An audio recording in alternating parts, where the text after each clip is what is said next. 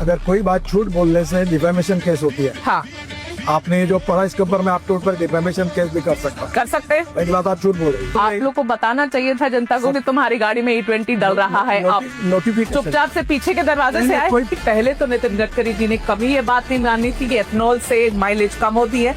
जब हरदीप पुरी जी ने ये बात मानी तब उन्होंने मानी। मैडम जल्दी मत करिए, थोड़ा समझ लीजिए। ठीक है, आप बताइए, एकदम फटाफट लेकिन इस बार निकलना है। नहीं, मगर सवाल तो आएंगे सर। अरे- देश की जनता अभी सीरियसली कंफ्यूज है कि नितिन गडकरी जी के पास पेट्रोलियम का पारभार है कि इनके पास ट्रांसपोर्ट का डिपार्टमेंट है। आपके बेटे की जो कंपनी है सियान एग्रो, उस इनकी नेट प्रॉफिट पिछले 5 सालों में 4500% ऊपर बढ़ गई है।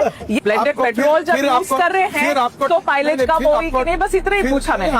आप गलत बोलती हो, फिर समझो। सेंट्रल एक्साइज भी कम किया है एथनॉल ब्लेंडेड पेट्रोल पर। इसके बावजूद भी पेट्रोल के दाम कम क्यों नहीं हुए? ये सब सवाल आप पेट्रोलियम मिनिस्टर को अच्छा, पूछो। ये बढ़िया है। अभी आप देखो, आप क्या करती है। हाँ। आप तबला डग्गा बजाती है। अरे क्या तबला सुनो, बजाती हूँ आप मैं? अभी मुझे पूछ रहे हैं कि तुम पेट्रोलियम मंत्री हो, क्या ये भी तुम बोलोगे? जो प्योर पेट्रोल है XP 170 रुपीज पर लीटर, 170 रुपए प्रति लीटर। सर कौन भराएगा गाड़ी में, बताओ। ये पेट्रोलियम विषय के जितने प्रश्न है ना, अब वो पेट्रोलियम मंत्री से ही बात है। मैं आपको दिल्ली देहरादून पूछूंगी सर, उस पे गड्ढे हुए थे सर।